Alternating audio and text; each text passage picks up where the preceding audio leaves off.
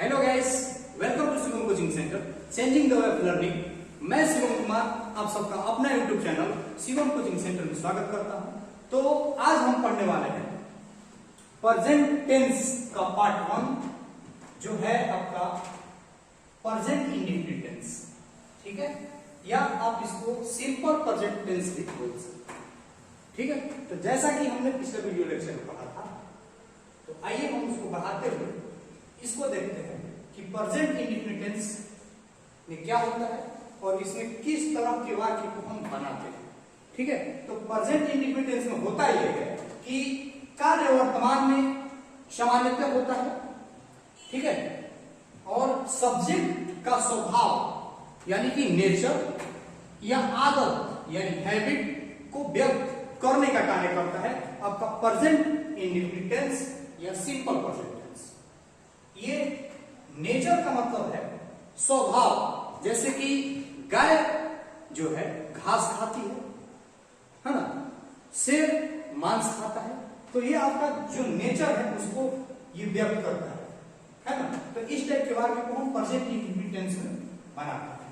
और क्या है, इसमें जो इनवर्सली ट्रूथ होता है ना, निरंतर सत्य। यहां पर आप देखिए इनवर्सल ट्रूथ, जैसे कि सूर्य पूरब में उगता है, इनवर्सली क्या है, ट्रूथ है। तो इस तरह के वाक्य भी हम इस प्रेजेंट इंडेफिनिट टेंस में देखते हैं। और ये कुछ प्रिंसिपल है, सिद्धांत, और ये आपका जो परमानेंट एक्टिविटी जो है, जो अस्थायी कार्य है, उस टाइप के वाक्य को भी हम इस वाक्य में बनाते हैं, देखते हैं। ठीक है, और आप बोल सकते हैं भविष्य में होने वाले कार्य या निर्णय को प्रेजेंट इंडेफिनिट टेंस एक्सप्रेस करने का कार्य करता है। अब देखिए प्रेजेंट इंडेफिनिट का जो आइडेंटिटीज जो होता है, इसका पहचान जो है, वो पहचान क्या होता है। तो जिस हिंदी वाक्य के क्रिया के अंत में ता है, ती है, या ते है, या ता हूं, या ती हूं इत्यादि रहे, तो उस वाक्य को हम प्रेजेंट इंडेफिनिट टेंस में समझते हैं, यानी कि हम प्रेजेंट इंडेफिनिट टेंस में बनाते हैं। तो अब इस देखते हैं, इस टेबल को आप समझिएगा कि जो पर्सन है वो आपका 3 पर्सन होते हैं। तो पर्सन में है आपका फर्स्ट पर्सन, सेकेंड पर्सन और ये थर्ड पर्सन। ठीक है, थर्ड पर्सन, फर्स्ट पर्सन का जो सिंगुलर नंबर होता है, तो सिंगुलर नंबर में हम आई है ना, फर्स्ट पर्सन के सिंगुलर नंबर में आपको आई होता है।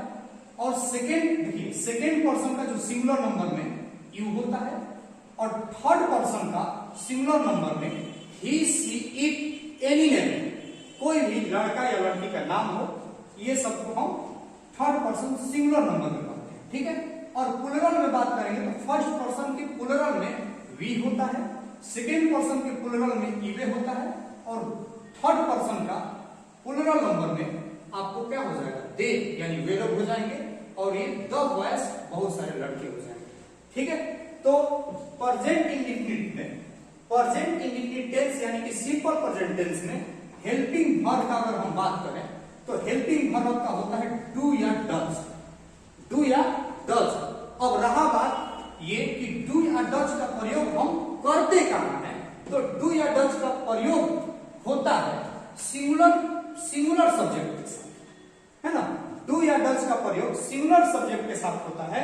और अब बात आता है ये कि हम डू का प्रयोग कब करते हैं और ये डज का प्रयोग कब करते हैं। ठीक है, तो हम डज का जो प्रयोग होता है, डज का प्रयोग सिंगुलर सब्जेक्ट के साथ किया जाता है। ठीक है, और डू का जो प्रयोग है, डू का जो यूज है, प्लुरल सब्जेक्ट के साथ किया जाता है। ठीक है, अब इसमें देखिएगा कि डू या डज जो है, जब हम अफर्मेटिव सेंटेंस को देखेंगे, अफर्मेटिव सेंटेंस में डू या डज का प्रयोग नहीं होता है। जैसे कि मैं खेलता हूं, तो इसमें आपका डू या डज का प्रयोग नहीं होगा। डू या डज का प्रयोग हम सिर्फ नेगेटिव सेंटेंस में करते हैं। ठीक है, अब ये आता है कि अफर्मेटिव सेंटेंस में वर्ब का कौन सा रूप का हम प्रयोग करेंगे। तो प्रेजेंट इंडेफिनिट में हम लोग वर्ब के फर्स्ट फॉर्म का यूज करते हैं। किसका करते हैं? फर्स्ट फॉर्म का यूज करते हैं। ठीक है, तो अफर्मेटिव सेंटेंस में वर्ब का फर्स्ट फॉर्म यानी कि तो पहला रूप, वर्ब के पहला रूप, क्रिया का पहला रूप का यूज होता है, प्रयोग होता है। ठीक है, अब सब्जेक्ट जो है, सुनिएगा ध्यान से, सब्जेक्ट जो है थर्ड पर्सन सिंगुलर नंबर के साथ रहेगा, है ना। यानी कि आपका सब्जेक्ट हो गया ही, सब्जेक्ट हो गया सी, सब्जेक्ट हो गया इट या एनी नेम, कोई भी नाम, मान लीजिए राम हो गया, शिवांक हो गया, सोनाली हो गई, ये सब के साथ में हम लोग एस, ईएस या आईएस का प्रयोग निम्न नियमानुसार, है ना, जो नियम हम आपको पिछला वीडियो लेक्चर में बताए थे कि एस का प्रयोग कहां होता है, ईएस का प्रयोग कहां होता है और ये आपका आईईएस का प्रयोग कहां होता है। अगर यदि आप इस एस और ईएस और आईएस के प्रयोग के बारे में नहीं जानते हैं तो पिछला वीडियो लेक्चर को जरूर देखें, हमने वहां पर बता रखा है पिछला वीडियो लेक्चर में। ठीक है, तो यहां तक अगर किसी को दिक्कत है तो बताइए।